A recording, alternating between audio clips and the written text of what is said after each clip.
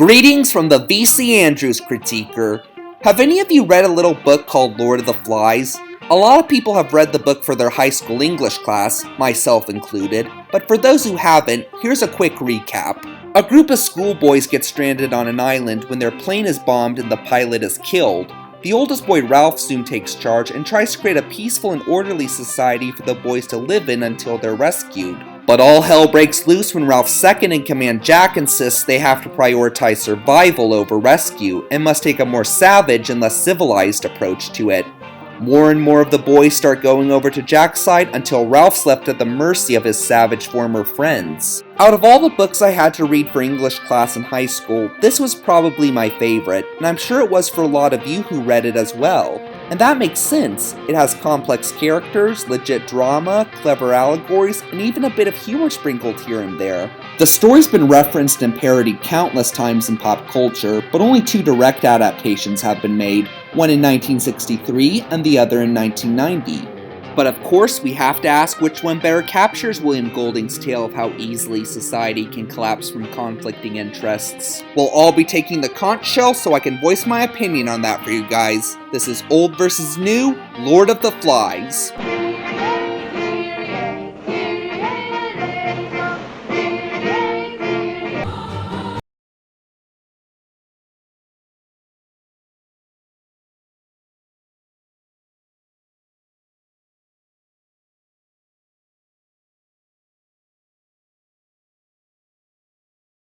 Well, it's only fitting that we start with the founder of this potentially prosperous society that failed miserably, the best Ralph.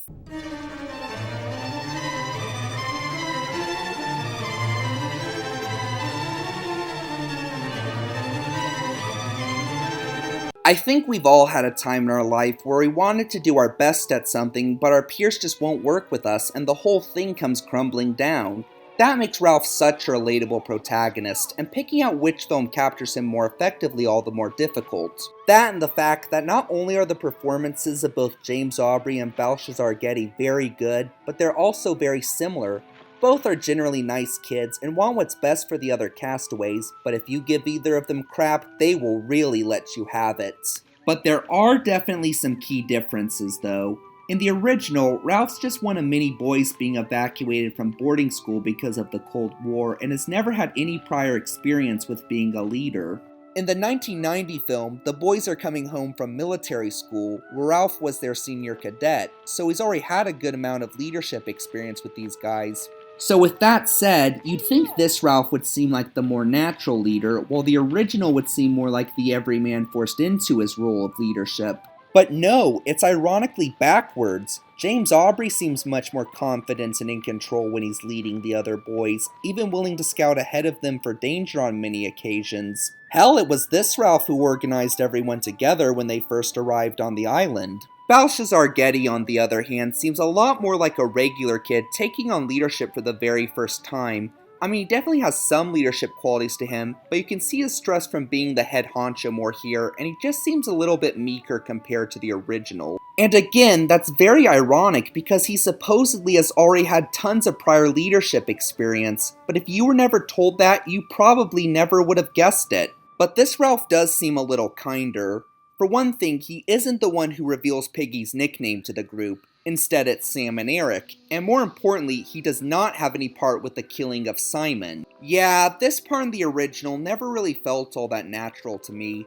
I guess the idea was to show that deep down Ralph was also a savage, but Ralph never really seemed like he would reach a point where he was as insane as the others. At least not to the point where he couldn't tell one of his own friends apart from an imaginary monster. So this part always felt a little contrived. Still, if I were a boy stranded on a desert island, I would feel more comfortable with Aubrey leading me. Yeah, he's got a few big ethical slip-ups, but he's still kind enough overall for us to want to support him throughout the movie, and he just seems more authoritative and capable in his role of leadership than Getty. Point goes to the old. You fucked up!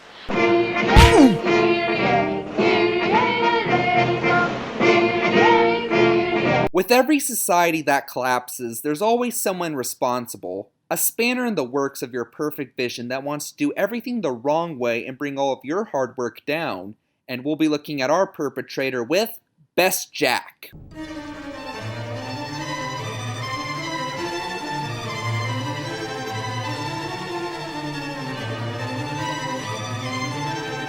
Jack Meridew, Ralph's former lieutenant turned archenemy, is played by Tom Chapin and Chris Furr.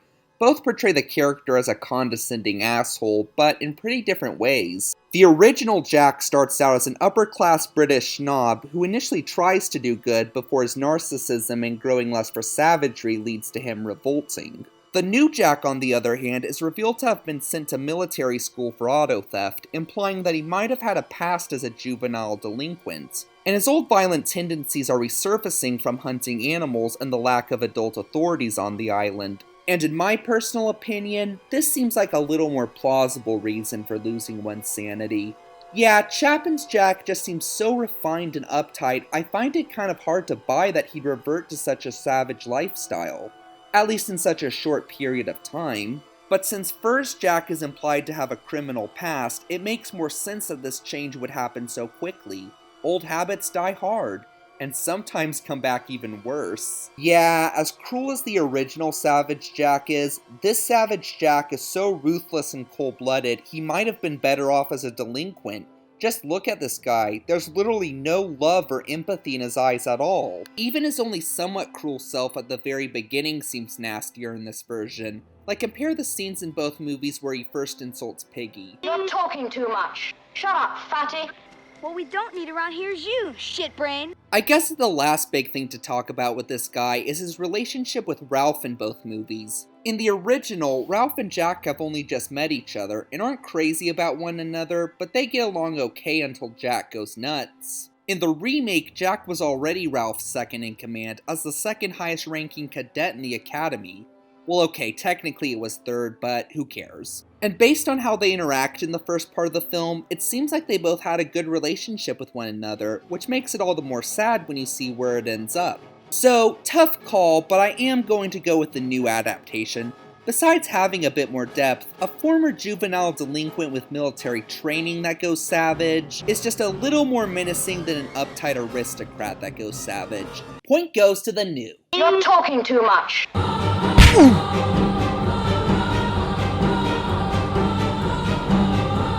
Now that we've covered our two tribe leaders, let's take a look at the tribe themselves, or in other words, the best supporting cast.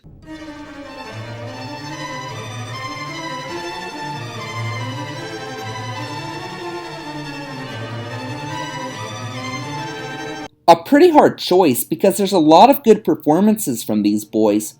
Let's start with Roger, Jack's second in command, who starts as a sullen, quiet kid, but then becomes a sociopathic, cold-blooded savage that may be even worse than Jack. Both do well, but I think I like the 63 one a little better. He just seems more messed up and cold-blooded in this version. Just look at that grin he makes as he knocks off the rock to kill Piggy. The newer one is definitely violent and ruthless, but his behaviors seem more in anger than sadism. Like he's still a grim, sullen kid, just with the behaviors of a crazed savage. This Roger just seems like he loves every second of the horrible things he does. I also like how he's a bit younger in this version. That just makes his psychopathic behavior all the more creepy. How about Simon? Both films do well at portraying him as the sweetest, most non-violent kid on the whole island, but if I had to choose, I'd probably go with the original again. He just does more and is pretty helpful to Ralph in the group, where the new one just seems kinda wimpy. His obsession with nature also seems stronger in the original, especially in the sequence where the character stares at the pig head. More on that later, though. The twins Sam and Eric are much better in the 1990 film, having smug, smartass personas that are a lot of fun, but still have very good hearts deep down. The twins in the original don't have much personality and are pretty forgettable, as are all the other non-important background characters. Yeah, aside from maybe that Percival kid, I don't remember a single one in the original. The background characters in the new film have much more personality and interactions with the main characters, so there's a lot more of them that I remember. Like that Larry kid was pretty sweet, and I got a few laughs from Tony. I don't really count the delusional pilot Captain Benson because he's more of a plot device than an actual character. A very clever plot device, but more on that with best story. Anyway, for me the big deciding point is Piggy, which goes to the original, no contest. I mean, the one in the remake isn't bad, he definitely looks the part and gives a solid performance, but the 63 one is just so charmingly socially awkward, he deserves his own sitcom. Who knows knows we're here. Nobody knows we're here. Perhaps they knew where we were going to. Perhaps not. But they don't know where we are now, because we never got there. So, factoring all that in, it seems like the original has a slight upper hand with the supporting cast. Point goes to the old. We don't believe you. Yeah, you're lying.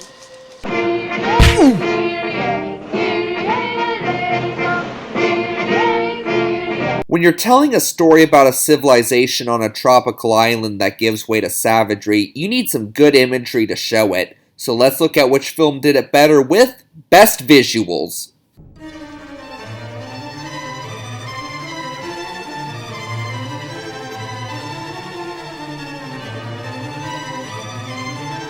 Now this one seems pretty obvious, doesn't it? With more advanced technology and an R rating, you'd think this would give the new film a supreme advantage with its imagery. And yeah, it does, but for more reasons than just that. Like, even though I admire both movies for filming on actual tropical islands to create a feeling of authenticity, the newer one still seems to have more of an exotic look to it. The plant life looks a bit more tropical, and the colors are very strong and vibrant, even in the more mundane parts of the island. Like, just look at that sand and ocean water. Sure, it's no Tahiti, but it's still pretty damn pretty. The original is a little more simplistic, not generic, and it does indeed have some good pieces of scenery that are on par with the new one. It's just that some parts of it feel a little more like an American forest than a tropical island. Some of the plants don't look quite as exotic, and the coloring in certain areas is a little more basic. Okay, maybe not the coloring per se, because it is a black and white film, and black and white films can still have some good imagery. It's just more of the lighting and textures that aren't quite as strong. Like, even if this was in color, it still probably would have looked a little more simplistic compared to the new one. The 1990 film was just a marvel for the eyes throughout the whole picture, but at the very end of the movie, we see its beauty tarnished when Jack sets the whole island on fire, a perfect way to symbolize the idea of this prosperous society falling apart from chaos and savagery. In the original, the burning island mostly consists of smoke burning behind some trees in the distance, probably for budgetary reasons, but it still can't leave quite as strong of an impact. In fact, that's a big part of why some of the shock scenes in the original can't leave quite as strong of an impact, a lack of sight. And that's really too bad, because there were definitely some crazy images here. Like, just look at those crazy faces the boys make when they're doing that war dance and killing Simon. They look completely psychotic, but it's so dark out that you can't see these expressions very clearly. The expressions the boys make during the scene in the new one aren't quite as nutty, but you can make them out a lot better here. Or how about Piggy's death? In the original, we don't see the body when the rock crushes him to death. For some, less could be more, and leaving it to the imagination makes it more freaky. But for me, less is just less in this case. While it does look a bit more silly and slapstickish when the rock hits Piggy in the new, just look at how bloody and gruesome that head fracture is. You can literally see his brain. Also, we have quite a few uncomfortable shots of the boys' naked buttocks in the original. That's one shock factor I think they could have done without. Again, both movies have good visuals, the new version just has a bit more of them, and they seem a little stronger and more graphic, allowing them to better capture the harsh environment of Golding's novel. Point goes to the new. You're a beast and a swine and a bloody thief! Once again, it's all tied up, and it comes down to the story in the survival of the fittest battle. This is Story for the Win.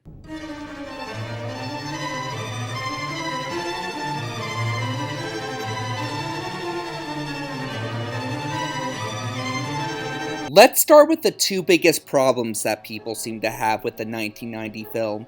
One, the fact that it changes the boys from British boarding school students to American military school cadets, and updates the story to the late 80s or early 90s. For me personally, changing the time period or the nationality of the boys really wasn't a huge deal. The basic story is so timeless that it really doesn't matter when or where it takes place. And I actually really liked the idea of having the boys be military school cadets. It's an interesting take on the corruption aspect of the story, where the boys not only lose their sanity, but also lose their sense of honor as soon-to-be soldiers. Not to mention how this makes it more plausible that they'd all have such strong fighting and survival skills. Now let's talk about the second issue that fans have with this film, how it's too fast-paced. And I'm sorry, but that is a really serious problem. A lot of the drama from Golding's tale came from how civilization on the island slowly deteriorated. But here, Jack leaves Ralph's tribe right after Ralph chews him out for letting the signal fire go out, a pretty early event in the story. There isn't even that much build-up towards Jack's resentment towards Ralph during that short amount of time. In the original, Jack doesn't break away until about halfway through the movie, and there were many signs of his growing resentment towards Ralph and his civilized leadership tactics. So in the new one, it feels very contrived, especially when you consider that he and Ralph had been good friends for a long time in this version. And there's also a lot of important scenes that the movie skims through too quickly. Like there's a scene in the original where the nature-loving Simon gets entranced by the pig's head on the stick. What the rotting fly-covered head symbolizes is up to interpretation, but for me it's an allegory for the temptation towards violence and one's good soul starting to rot and tarnish. Hence why Simon, the most morale character in the story, seems so entranced by the damn thing, but manages to resist thanks to his strong ethics. In the 1990 film, this encounter only lasts about 10 seconds, and Simon looks more scared of it than entranced or tempted, so it kind of ruins the purpose of the scene. Or how about the scene where Ralph discovers an adult on the island? In the original, it was very dramatic, with Ralph running for his frickin' life and then landing at the feet of this total stranger. The camera slowly pans up towards the man, building up the suspense as we wonder who the hell this guy is. Is he one of the other boys who's caught Ralph? Is it the beast who happened to be real all along? The tension is terrible. In the new one, when Ralph lands at the feet of the man, it cuts right to his face, taking all the potential drama away. And finally, let's talk a bit more about the military school component. Again, I loved this idea, and it really helps the plausibility of the character's actions, especially Jack's. I also really like how the Beast is the delirious pilot of the boys playing Captain Benson instead of just a dead parachuter. This allows the Beast to actually move and act like a monster, making it more believable that the boys would think he was one. Yeah, these are very clever ideas that improve the story. It's really just the overly fast pacing that keeps this one from being the superior film. But yeah, that is a very serious setback. Despite having problems as well, the '63 film knew exactly how to pace the story to capture the level of tension and drama of Golding's novel, and that really gives it a huge advantage. So as is, the 1990 film is still a decent and fairly creative retelling of the story, but by having the right momentum, the original is just a more powerful and engaging tale of society gone primal. Point goes to the old, winning the match. Back off, man! I'm sick of your shit and so's my gang!